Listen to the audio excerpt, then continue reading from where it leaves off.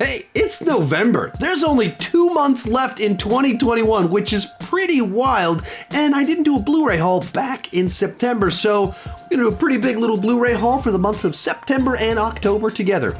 So let's talk about it.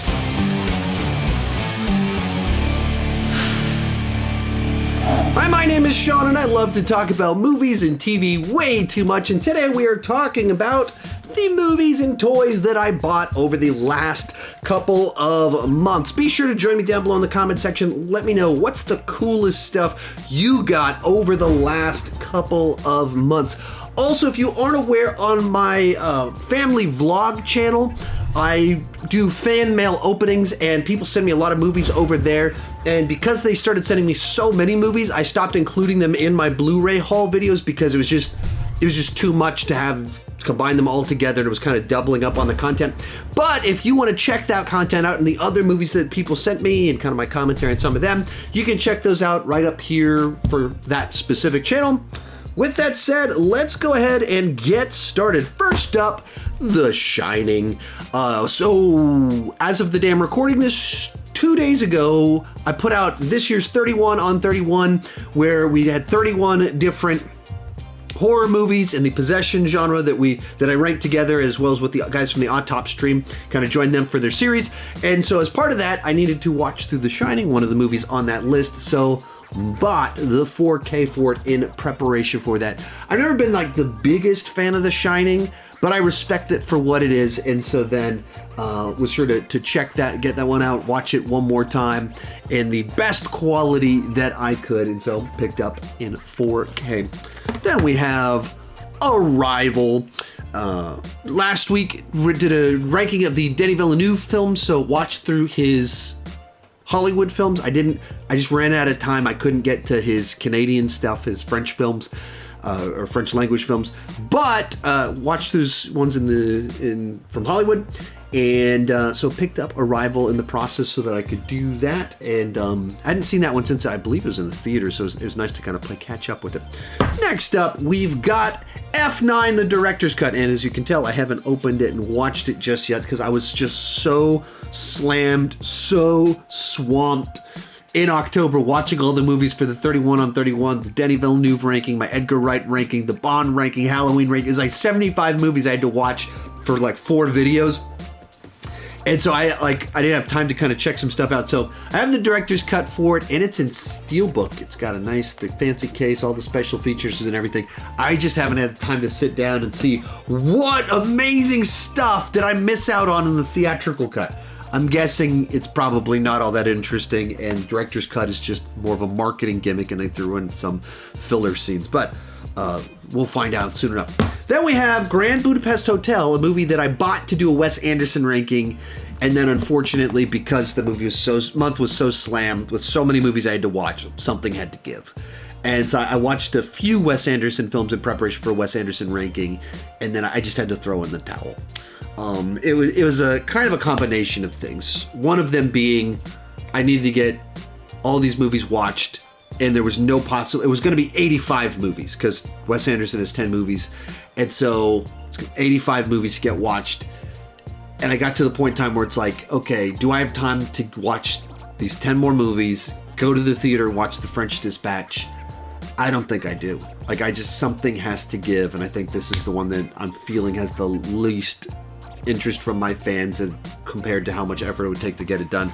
The other issue was that Wes Anderson movies his style is so distinct.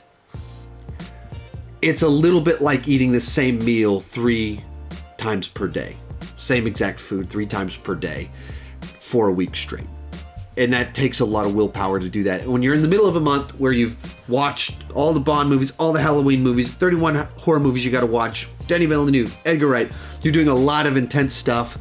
And then when you're at the point of exhaustion of like having to watch that many movies per day in preparation, and then you get to a director that everything is kind of the same flavor, I just kind of went, this is the one that's got to give.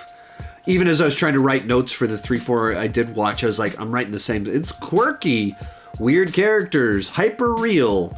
has human emotions, but also breaks the rules of reality. It was like I was writing the same exact thing, and it just didn't work. So I've actually never seen Grand Budapest Hotel. I was actually, this is the one for the Wes Anderson ranking. I was most excited to check it out because I'd heard such great things about it. But you know, the way the world worked out, I just couldn't get it done, and it wasn't feeling that there was that much interest either. So that's the backstory on that. Then we have Free Guy, one of my favorite movies of the year. And one of those movies that I really dug it in the theater, and then it sat better with me than I even enjoyed it. And some of the stuff I was like, that was annoying. Kind of didn't seem so important as soon as I finished my review. So I saw it in the theater twice, checked it out with my wife, and then she was like, I can't wait to show this to the kids. And so then as soon as you could buy the Blu-ray, we bought the Blu-ray and then watched it at home with the kids, and they had a lot of fun with it too. Moving right along to next movie related to the 31 on 31. Exorcist was in there, so I didn't own The Exorcist on Blu-ray, so I bought The Exorcist on Blu-ray. And I hadn't watched Exorcist in, I don't know, over 15 years. I haven't watched it since I've been married, so it was probably 20 years ago that I last watched The Exorcist. That was kind of fun to kind of re-explore this classic that I hadn't experienced in quite a while. Then we have The Long Halloween Part 2. I fully intended to buy this one whenever it first came out and review it on the channel and everything, but just life happens, you get distracted, and so it didn't end up happening. So finally finished Long Halloween, and I think I think I need to watch them closer together to decide which one I liked more.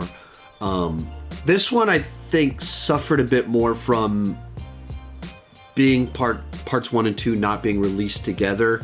And so then there was, for me, kind of a 3-4 month gap between the two parts, and I didn't rewatch part 1. And so you start part 2 and it just jumps right into it.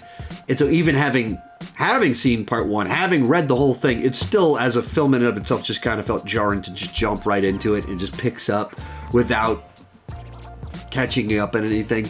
And it very much is a part 1, part 2 situation. It's not two independent stories that go together. It's just the two halves. And you feel that very much from you watch them. So by the time you get to the end of it, I think it pays off pretty nicely with the twists, turns, reveals, and misdirects that make sense by the time you get to the end of all of them. Then we have Injustice, one of the worst DC animated movies, unfortunately.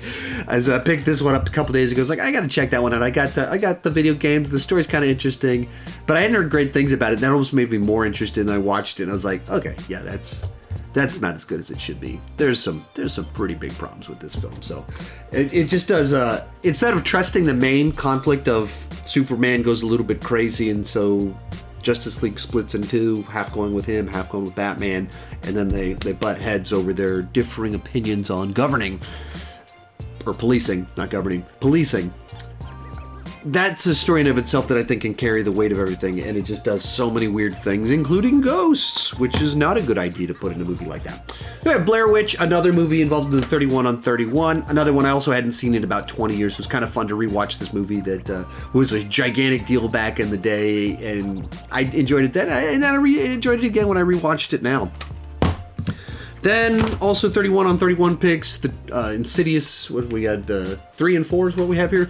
Yeah, Insidious 3 and 4. Just needed to watch them for the ranking, so I picked them up. One of my least favorite stories from going to the movies is from The Last Key. And I think it changed my opinion. I think I liked the movie a little bit more watching it this time. Not that it was great, but I just liked it more. But when I saw it in the theater, there's a group of high schoolers right in front of me being super obnoxious. Like, they were literally watching porn before the movie started, which was a little bit weird in public. Just a little bit. And then when you start getting in the second half of the movie, and then kind of there's like a 20-something girl in it. And it's not that the movie doesn't sexualize the girl at all. It doesn't do anything that's like, hey, look at her. But she is attractive, and she's wearing a shirt that's a little bit tight, and she lays down on a table, and so you can see the curves of her body.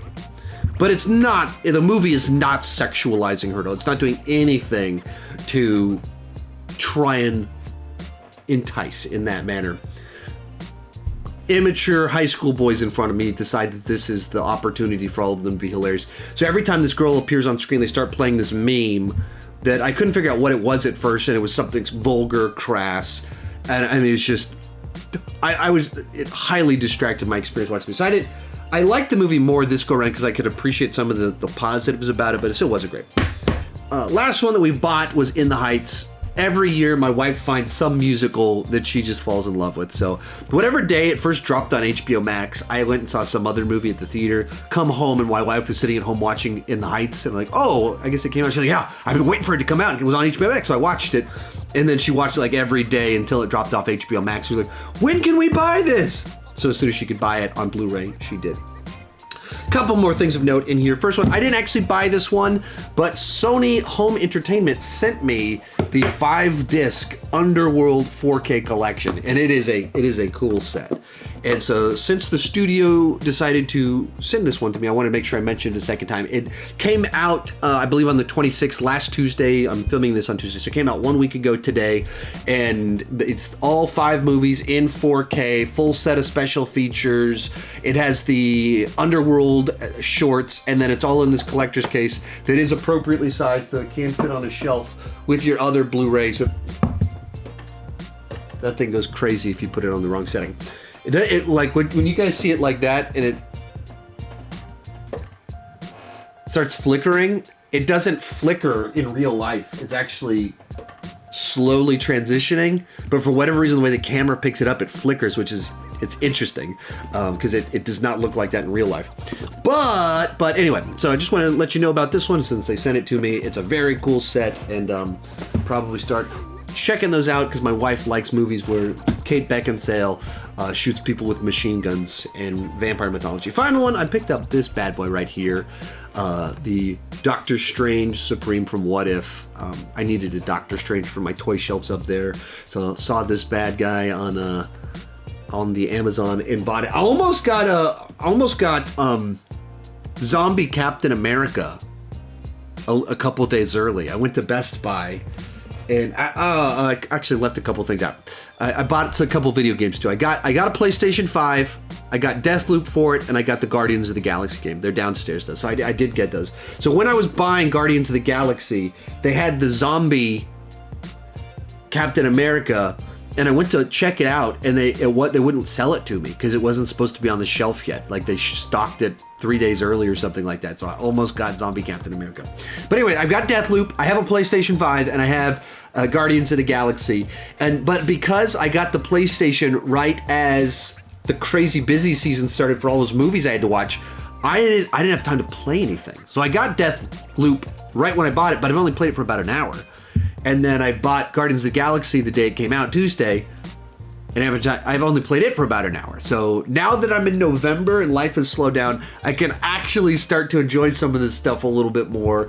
And hopefully I might have a Guardians of the Galaxy game review in the next couple of weeks. So I don't think I'll get to Deathloop on a review, but hopefully I can actually play it and experience the game a little bit more. I've heard great things about both games. Want to finally have fun with this new thing I have. Anyway, there you have it. That's what I picked up over the last couple of months. Hope you enjoyed this more relaxed kind of content. Thank you so much for watching. Check out more Blu-ray content right over there, and keep talking movies too much.